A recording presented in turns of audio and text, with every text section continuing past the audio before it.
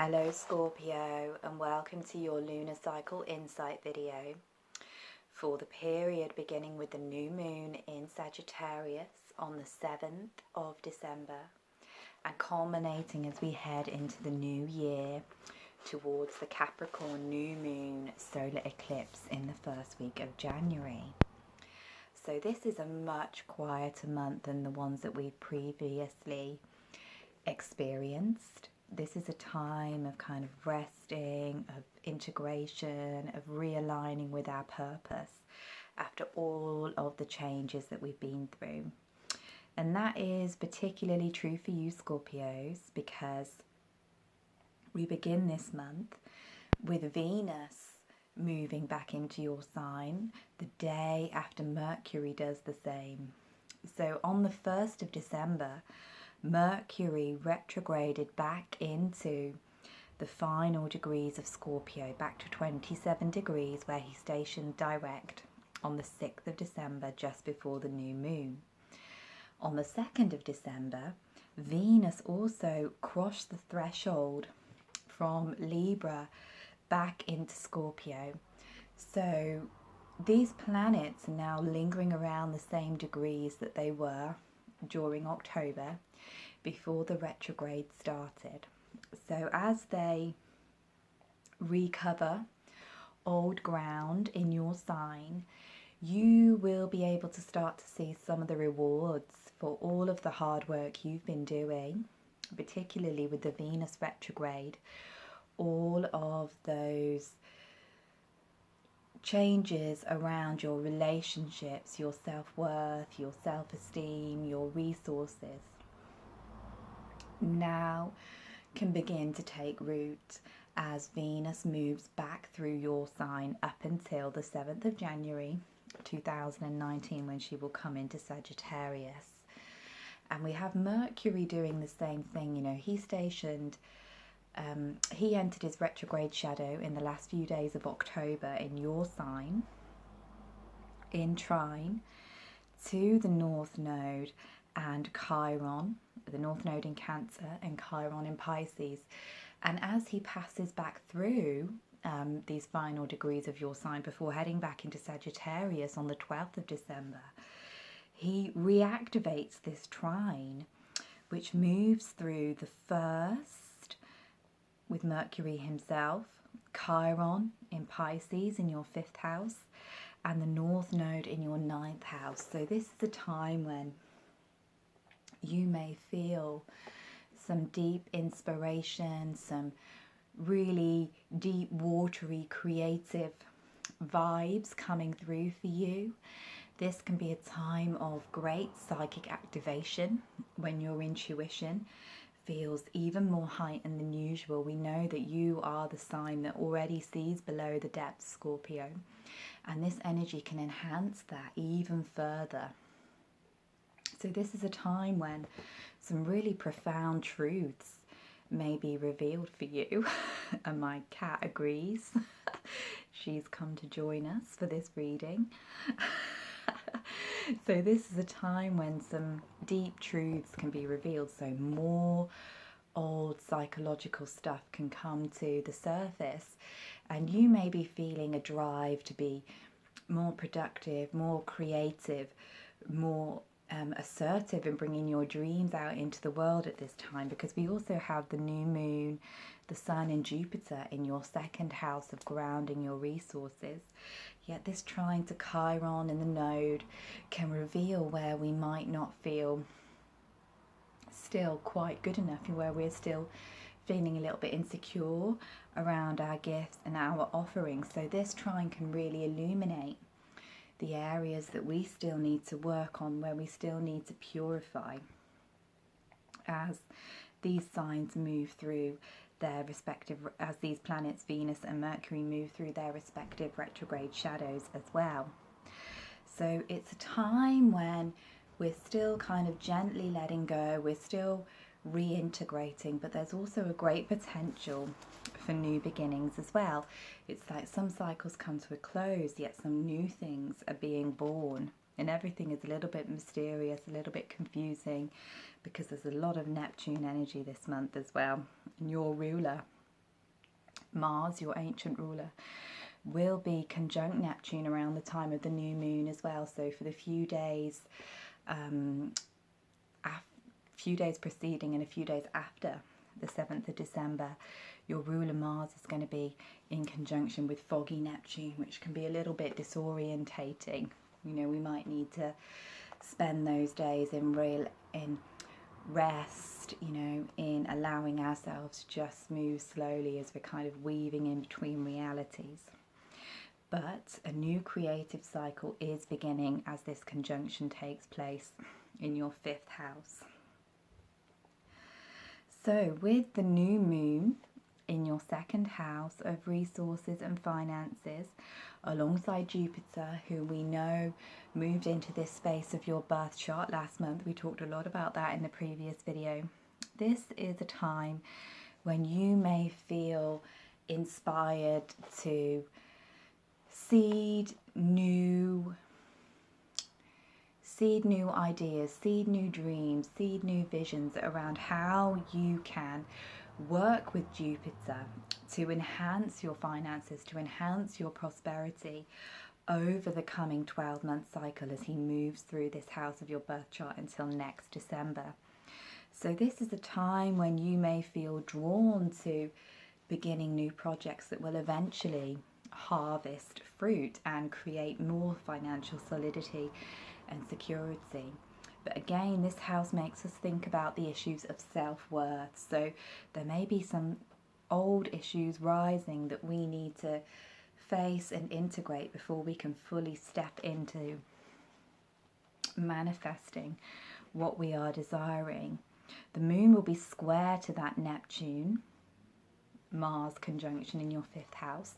So we need to be really sure that what we are envisioning is grounded in reality. There's a real sense at this time that all that glitters isn't gold. So although things seem to be moving fast, it's really important that we do use that Mercury and Scorpio energy to discern what is real, what can be built upon, and what may be just a fantasy or a dream or a delusion. And that can be true, you know, in our manifestations of purpose and also in our relationships this month. So we're working with these energies of Sagittarius up until the 21st of December, when of course we have the winter solstice here in the northern hemisphere, the longest, darkest night.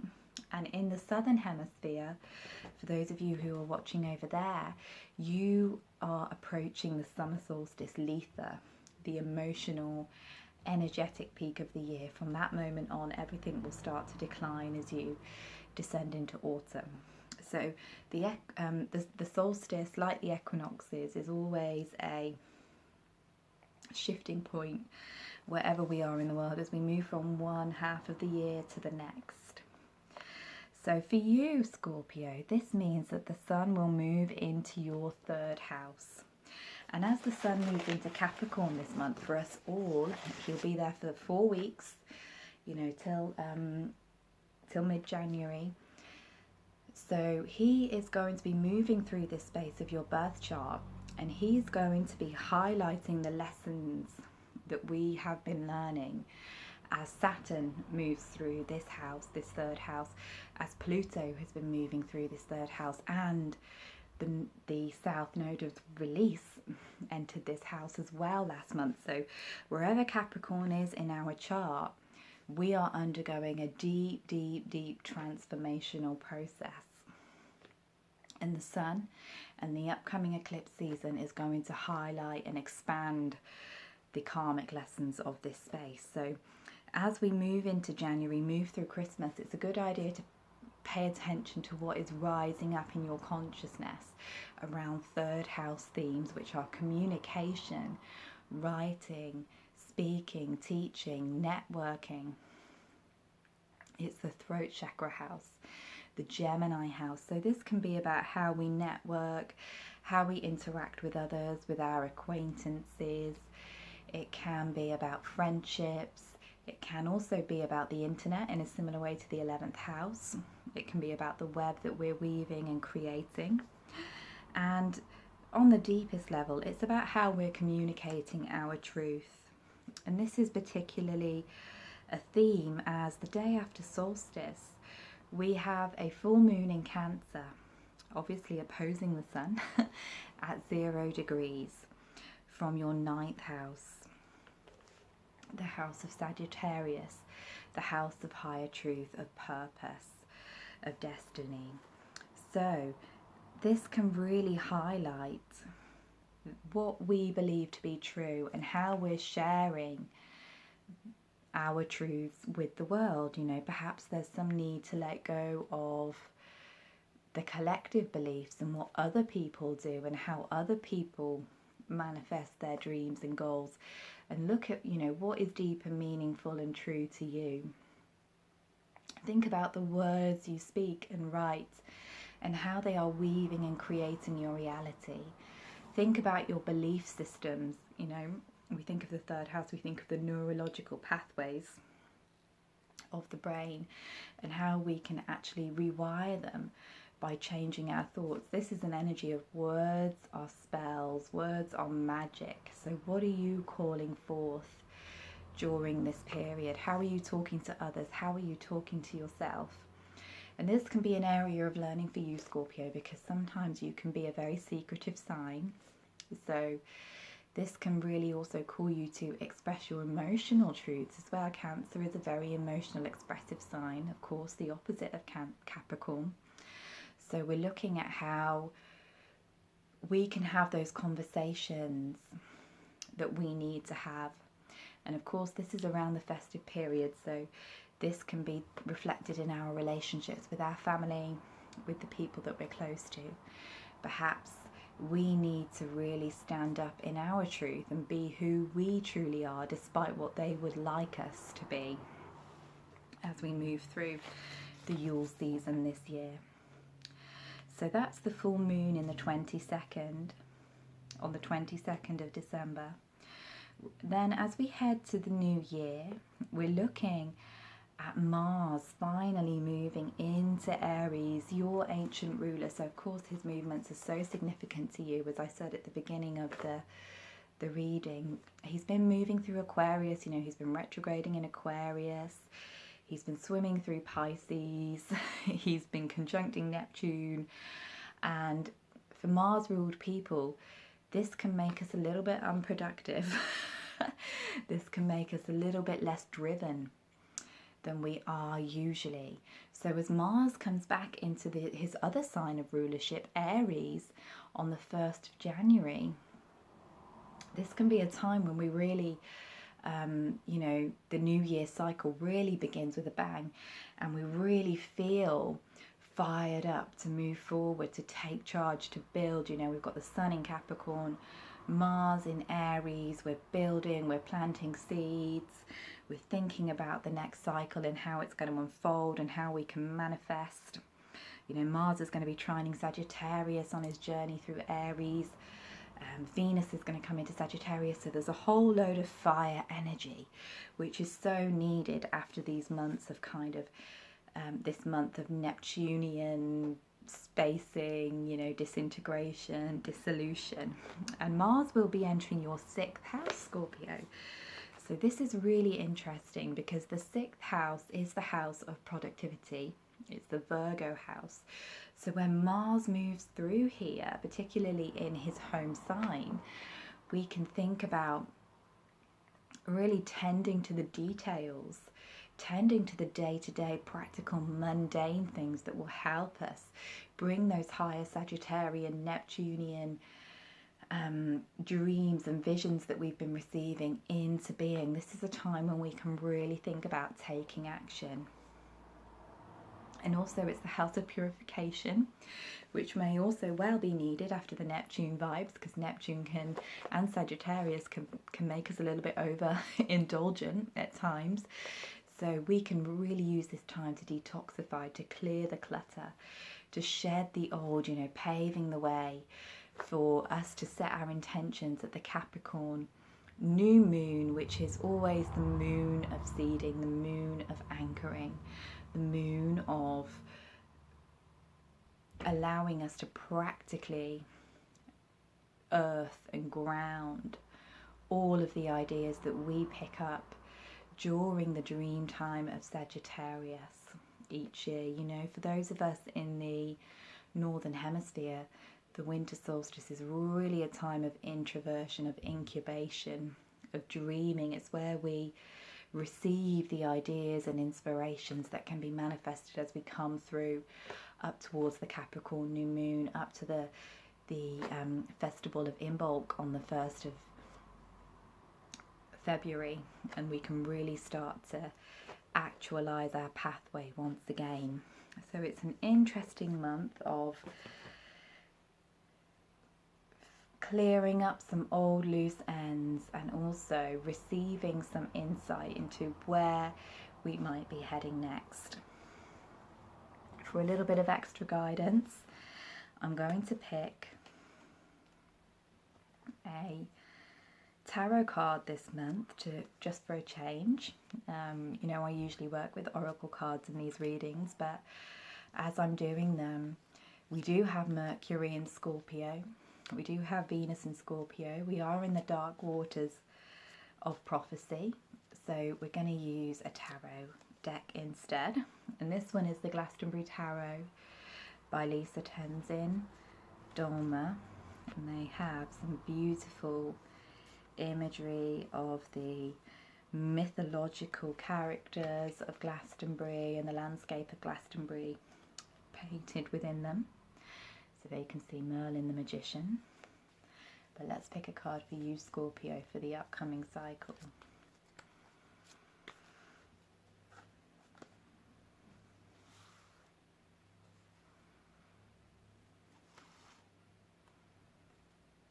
Interesting. The Emperor, the card of Aries. And on this card there is Arthur Pendragon, sat on his throne with his sword Excalibur. And this card can mean, it's very aligned with Aries, and it also makes me think of Capricorn, because the Emperor can remind us that we are the authority of our own lives. Quite often we give our power away to other people, you know, worrying about what they might think or how they're doing things or what they might think of us.